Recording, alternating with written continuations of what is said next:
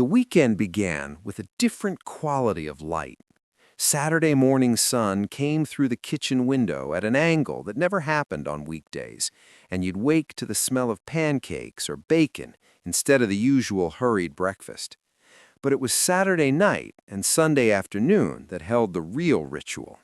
That's when time changed texture entirely, when the hours stretched out like taffy, when your living room became the center of a small, comfortable universe.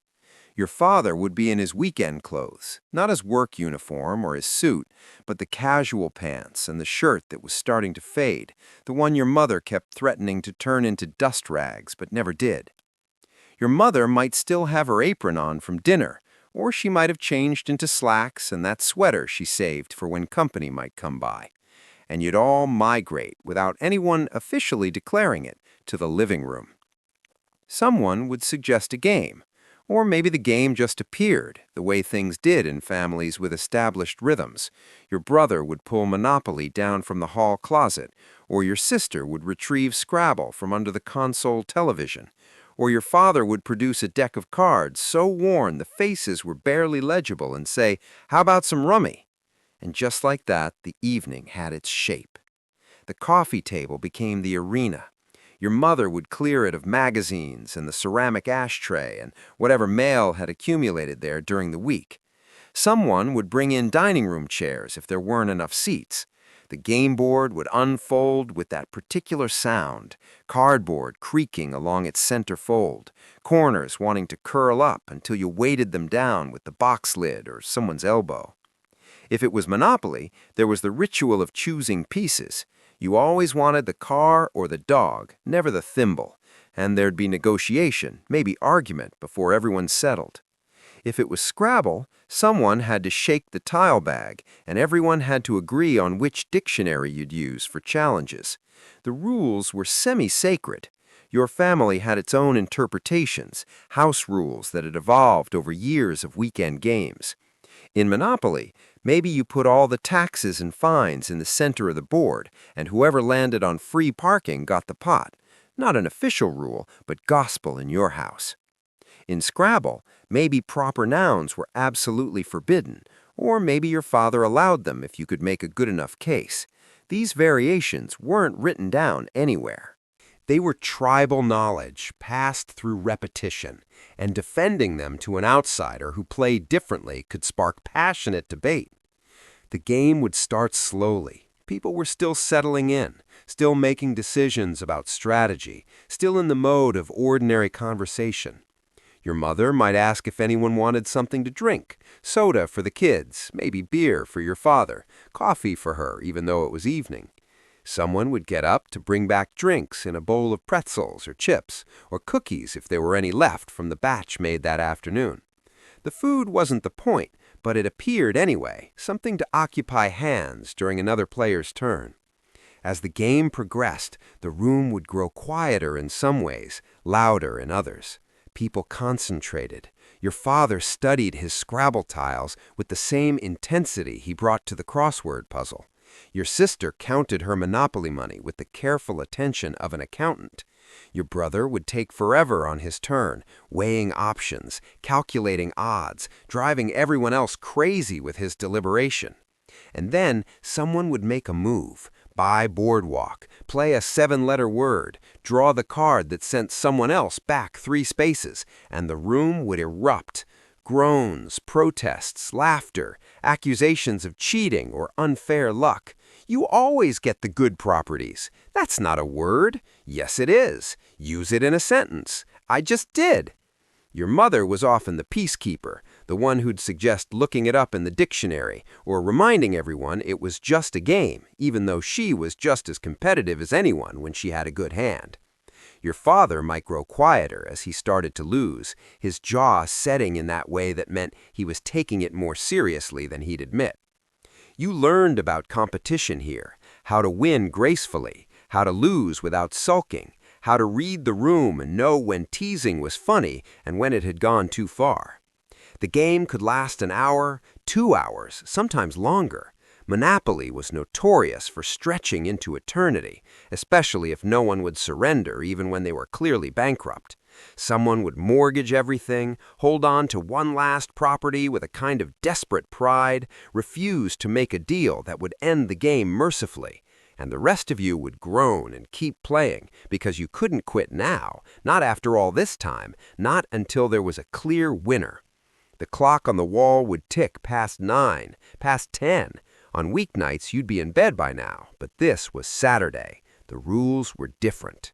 You could feel your bedtime stretching, expanding, and as long as you didn't draw attention to it by asking what time it was, you might make it to the end of the game. And then, sometimes, not every weekend, but often enough to be part of the pattern, the doorbell would ring. Your parents would exchange a look, your mother might glance at the clock, and your father might stand up, brushing pretzel crumbs from his lap. And when he opened the door, it would be the Hendersons from down the street, or your aunt and uncle, or the couple your parents were friendly with from church or the bowling league. They'd be standing there with apologetic smiles, saying, "We were just driving by and saw your lights on," or "Hope it's not too late," or "We won't stay long." And your mother would say, "Don't be silly. Come in. We're just playing a game." This was normal. This was what people did. You didn't need an invitation. You didn't need to call ahead, though sometimes people did. A phone call at 8 o'clock asking, "What are you folks up to tonight?" And if the answer was not much, that was essentially an invitation. You just showed up, and if the lights were on and it wasn't unreasonably late, you were welcome. The adults would settle in the living room or around the kitchen table. Your mother would put on water for tea, always tea at this hour. Coffee was for earlier in the day. And she'd bring out whatever she had, store-bought cookies if she hadn't baked, cake if there was any left from dinner, sometimes just crackers and cheese. The quality of the refreshments didn't matter. What mattered was the ritual of offering, of making people comfortable, of creating a reason to sit and talk. You and your siblings might continue the game in a half-hearted way, but really you were listening to the adults. Their conversation would unfold in the unhurried cadence of people who had nowhere else to be. They'd talk about the same kinds of things they discussed at the dinner table during the week, but with more time to explore each topic.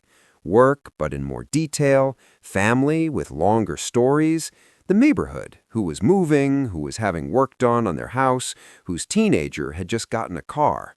Local news, sometimes national news if something big was happening, but it never dominated. They'd laugh, these adults, deep, genuine laughter at stories that might not seem that funny when recounted later, but in the moment, in that living room with the tea cooling in mismatched cups and the lamp casting its warm circle of light, everything felt funnier, warmer, more connected. The conversation would meander. It didn't have a point or a goal. It wasn't about solving problems or making decisions, though occasionally it might drift that way.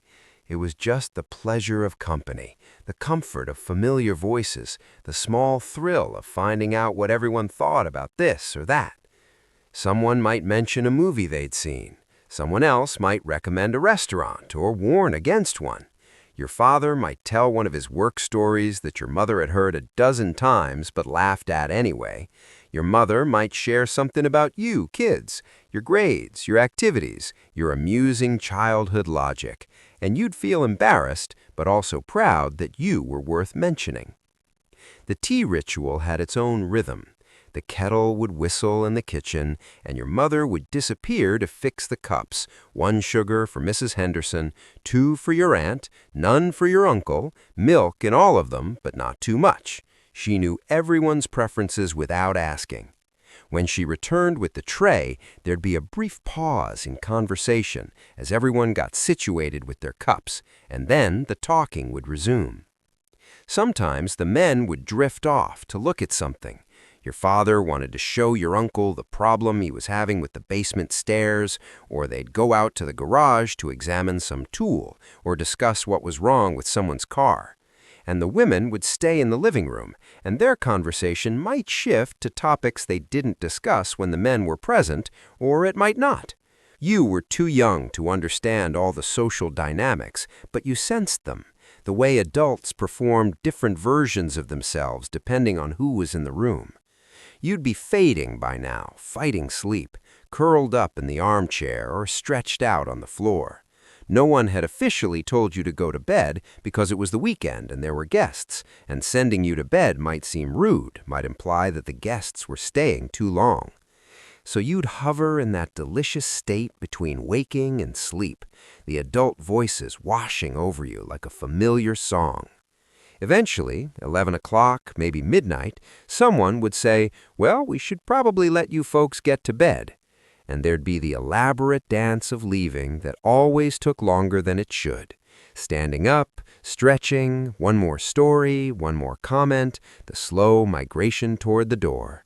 Coats retrieved from the closet, your father and the other man shaking hands or clapping shoulders, your mother and the other woman hugging, making vague plans to get together again soon. And then they'd be gone, and the house would feel suddenly quiet, almost empty. Your parents would survey the living room, the games still spread across the coffee table, the teacups needing to be collected, the cushions compressed from where people had been sitting. Your mother might start tidying immediately, or she might say, "I'll get this in the morning. Too tired now to care." Sunday had its own rituals. Sunday morning might mean church, depending on your family, and if it did, there was the rush to get everyone dressed and out the door, hair combed, shoes polished enough to pass inspection. But Sunday afternoon, that was when time slowed down most of all. Sunday afternoons were for nothing. For the newspaper spread across the living room floor, every section pulled apart and claimed by different family members. For naps on the couch. For going for a drive, not to anywhere in particular, just to get out of the house. Sometimes you'd end up at a relative's house, where they'd end up at yours, and there'd be more tea, more cookies, more conversation that wandered and doubled back on itself. If the weather was nice, Sunday afternoon might unfold in the backyard. Your father might work on something, trimming hedges, fixing the fence, just puttering in a way that looked like work but was really relaxation. Your mother might sit outside with a magazine. You'd play or read or just lie in the grass watching clouds. And then Sunday evening would arrive with a particular melancholy. The weekend was ending. Tomorrow was Monday. Back to school and work in the regular rhythm. Sunday dinner was often simpler than Saturdays, leftovers or something easy. And after dinner, the television might go on because there were shows on Sunday night, programs your family watched together. But even with the TV on, there was conversation during commercials, commentary on what you were watching, a sense of shared experience. The weekend would wind down. Baths would be taken. School clothes would be laid out. Your mother might make sure homework was done. Your father might retreat to his newspaper one last time. And you'd climb into bed knowing that the next weekend was only 5 days away, and it would unfold in more or less the same pattern: the board games, the possibility of guests, the late tea, the hours that stretched and made room for connection. Now weekends are busier. They're filled with scheduled activities, with kids' sports and music lessons, and social commitments that require planning weeks in advance. When people do get together, it's often arranged through group texts and calendar invites. Guests don't drop by unannounced. That would be considered rude, intrusive, a violation of boundaries. Everyone's too busy, too scheduled, too protective of their private time. Board games still exist, but they compete with screens, with streaming services and video games, and phones that offer infinite entertainment customized to individual preferences. The idea of the whole family sitting around playing the same game for 2 hours seems almost quaint, inefficient, when everyone could be doing exactly what they want on their own device. And yet, there's something lost in the efficiency. Something about the friction of compromise, playing a game you didn't choose, sitting with family even when you'd rather be alone, staying at the table because that's where everyone is. Something about the surprise of unexpected guests, the small thrill of disruption, the reminder that your home was part of a larger community of people who felt comfortable enough to just show up. You can't force spontaneity. You can't schedule dropping by, but you can create the conditions for it. You can have a night when you're home, when the lights are on, when anyone who wants to could come by. You can pull out the board games that have been sitting in the closet for years. You can make tea at 10 o'clock, even though it seems late. You can let time expand instead of rationing it. You can tell your kids or grandkids to put their phones away for an hour and play a game, and you can model it by putting yours away too. You can let the game take as long as it takes. You can embrace the arguments and the laughter and the tedium of waiting for someone else's turn.